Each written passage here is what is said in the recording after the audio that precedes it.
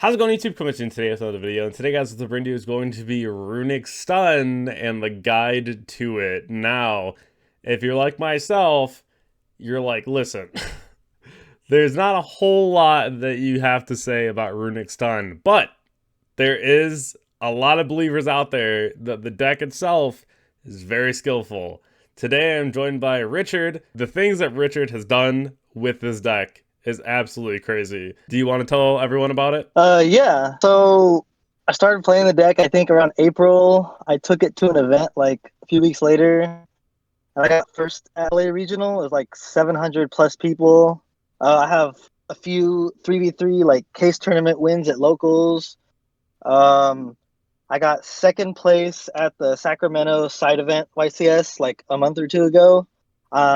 I went undefeated personally but my team lost in the end, so we ended up getting second for the uncut sheets. And I think that's really it for the deck. Just like a lot of like local type stuff, an event win.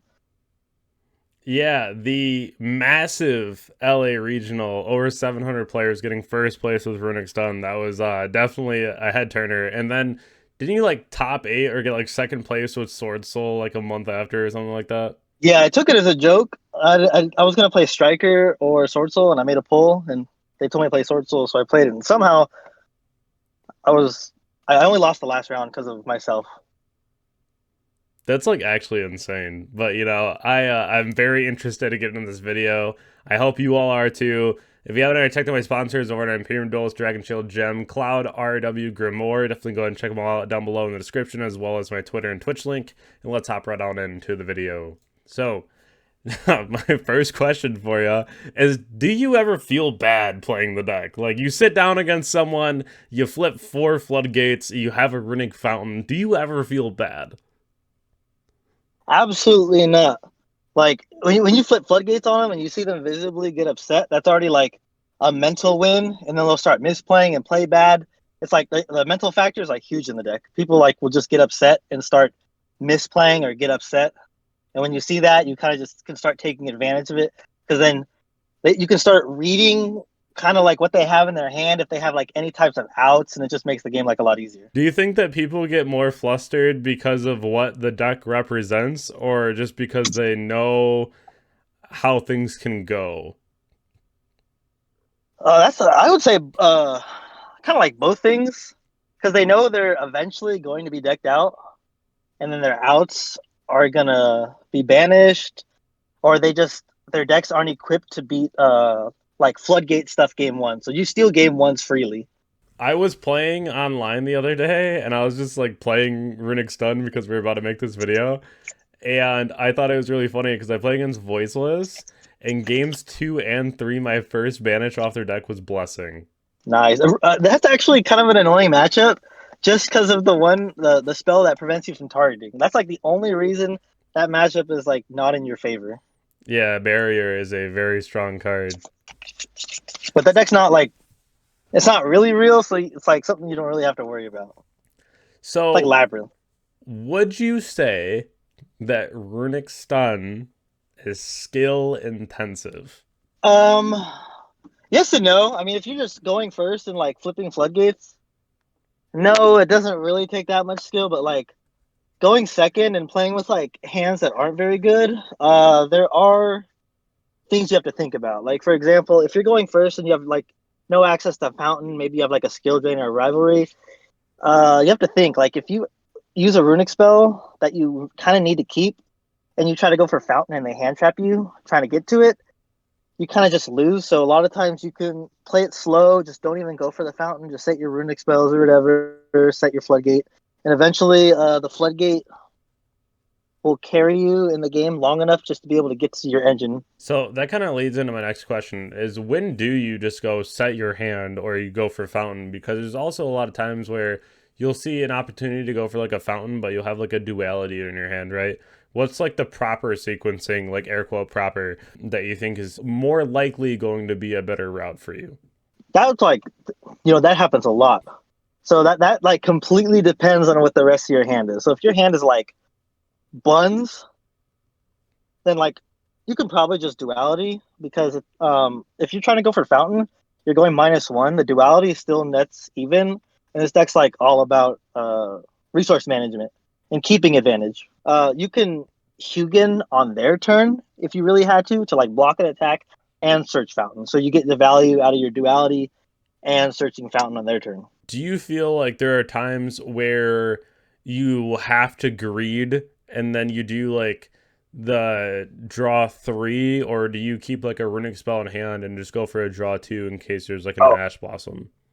oh, most of the time, yes, you will do exactly that. You'll go for the draw two and keep the runic spell in hand because sometimes you'll need a runic spell to block something on their turn, and yeah, you always do play around the ash. Like if I got two runic spells in my hand, I'll use one, and then fountain to see if there's an ash, and then I'll use it on their turn to go for the draw two.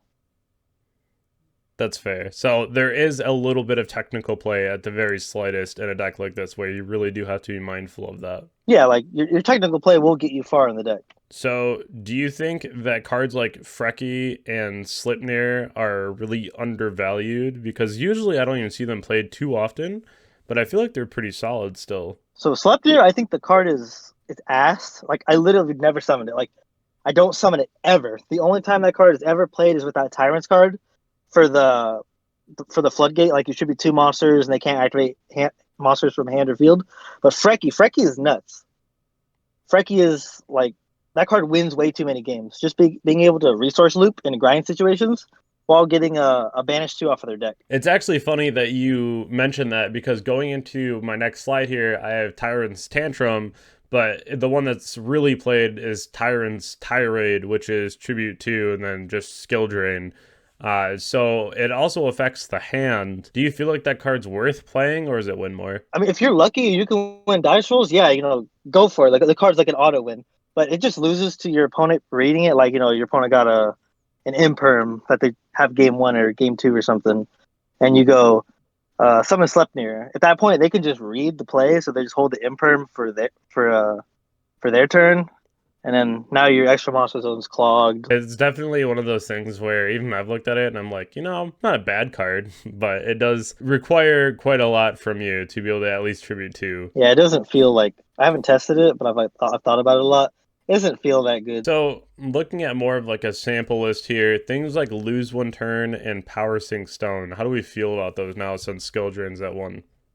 Lose one turn is crazy going first. That card wins against Snake Eye. They literally they can't do anything.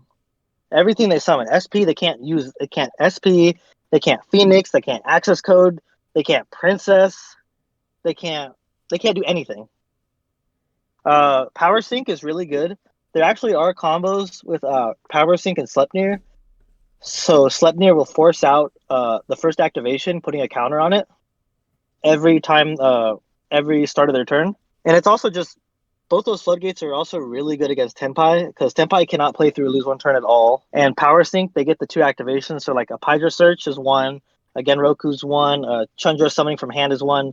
So they pretty much they can't kill you. So those two cards are really broken and they're really underused. The last time I saw lose one turn was like Yosenju days, so it was far back. I do see no Morganite. We are on 2 Di-Fi.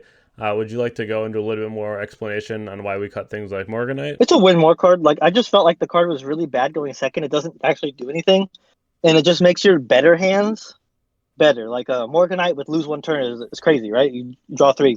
Morganite with skill drain, you're drawing 2, and you're for sure like slowing the game down. But it's not consistent enough to keep it in your deck. But DeFi is crazy. Do you feel like siding Shifter in this deck is the way? Because I saw a couple lists too that were doing really well. That were playing Shifter in the side, but I see that we're on like evenly and what have you, and like DeFi in the main, but no Shifter. I don't think Shifter right now is like super good because I'd rather just have like a board breaker. If you're shiftering, you're just setting cards on your turn, and since skill rate is now at 1, the heavy blowout and chances of seeing it are like significantly less. Do you feel like there's ever a world where you play like 3 lose one turn and just shifter people and just set lose one turn? That's crazy. I mean, I've never tried it, but I'm unlucky with dice rolls. So like going first in my list is like it's always at the back of my mind because I always build to go second because I know I'm gonna end up going second because I lose every roll. So the other thing too is that I know a lot of people are looking at this deck list right now and they're looking at that desires. Does that That card is hurt to crap. use? Hell no, no, no, no. It does not hurt. It says draw two. Don't be afraid to use it. Like usually in your hand, like okay, the chance of banishing two fountains, one there's a good chance you might banish one. Like that's fine. But the draw two is like so strong that it outweighs the fountain. And usually you can get fountain out of your at least one fountain out of your deck pretty easily. I definitely played against 50 card branded, used desires. I was at like 20 cards and still decked them out. So it's not bad. It's definitely a good call. Yeah, Desire is crazy. The mono Watto is pretty crazy. The card's wild. Oh yeah. Oh my god. It was so insane. So at the 3v3 at Sacramento, the last round I played against Ubel Fiendsmith, and he goes full board on me. My hand's crazy. I'm like a mono, flashing, freezing, destruction. Uh, like my hand's crazy. I just go like a mono. I crack his entire board. I go battle phase two, kill everything, and like man, it just felt so free, like full board. Them not being able to interact is crazy. That and even like harder demise. So when you rip that card still, even if it's that one, that still feels wild. Oh yeah, that card's crazy. You use your whole hand, and then you're like demise, draw six because you go the demise draw and then the fountain draw three. Do you feel like you ever miss like talent or thrust? No, I've never played a talents or thrust in any of the lists. There's no reason to play talents, honestly, because it's two card combo requires them to interact with you, and then that talents could just be anything else. And then going first, you never want to play talents because you're almost never going to get hand trapped. So what would you say if someone wanted to pick this deck up because it is cheaper and you can obviously play Fuaros and the card's broken, but if you can't afford that and you're just looking for something that if you want to play like YCS Niagara, what are some of the things and tips that you would give to a player that is going to be picking this up? See, it's a weird deck. Like when I first picked it up, I feel like I was playing it really wrong, like prioritizing Fountain. So just like think, do you actually have to go for Fountain turn one? Um, Look at your hand if you're going second. Think if you can like just set everything and then bait out like one of their negates on their turn, then flip your like skill drain or whatever. Like it's just like technical play. If you're like, I don't know how else to describe it really. So going second, I would normally side out the Amanos. Sounds weird, but yes, the Amanos go out. One duality goes out. Um, Lose one turn could go out. One DeFi can go out, and it's just really matchup dependent. Like against Ubel, you take out like goes in rivalry type stuff, and then you put in. I would put in the three sphere modes, the two golems, and a duster. That's normally what I was siding going second. Gotcha, yeah, and so definitely playing Golem and or the Spear mode is definitely gonna be format dependent as well. I still think the deck is insane. It's just it's not as consistent seeing skill drain. If anyone wants to pick it up, I probably would. Yeah, there's also a few like there's some toxic matchups. So at the 3v3, my team was Runick Stun, and Runick White Forest. In our first team, all three of them were on stun, and they didn't know the stun mirror, but me and my friend did because we played a lot.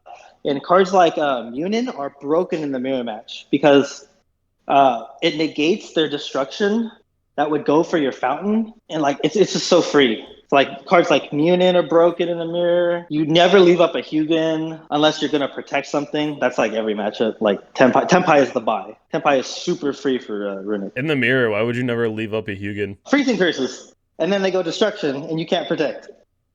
That's fair. That's what you do in most matchups. Like any matchups that play hand traps, just try not to leave up Hugin, like against Tempai, for example, because if you just get lightning stormed or dustered, like you kind of just lose on the spot. So you're always going to be using your runic spells to protect when they activate, so that way they can't like droplet or imperm your Hugin that's on the board. There's also really funny combos that you could do too, like for example, like you know how usually your floodgates, like in the back row, will stun them. You can go in like normal Amano, summon a Gary, make a Baguska, and then the next turn, you can summon your last Amano. It goes to defense. And now that it's negated, that Amano will now stay on the field permanently, even after the Baguska like dies. Because it can't activate. So you have multiple layers of being able to stun. That's super fun. It's kind of Oh gross, yeah, but that's fun. you can do the same thing with border too. Well, friend, I appreciate it. This was a very interesting video, a very fun video to make because I feel like a lot of times people don't fully understand what the deck can do and the little intricacies. But there are some, and it is very cool to learn about. Yeah, yeah. Overall, like the deck is simple, but like the technical play will it just carries you farther. Like if your technical play is good, you'll do better with the deck than someone that's just like flipping floodgates and doesn't know what to do in like the weird niche scenarios. Any final thoughts today? Nah, deck's fun. Deck's good. Pick it up. If you could draw skill drain every game, it's the best deck. All right, friend. Thanks for joining me today. Everyone have a wonderful day, and I'll catch you on the next video. Thank you. All right, thank you for having me.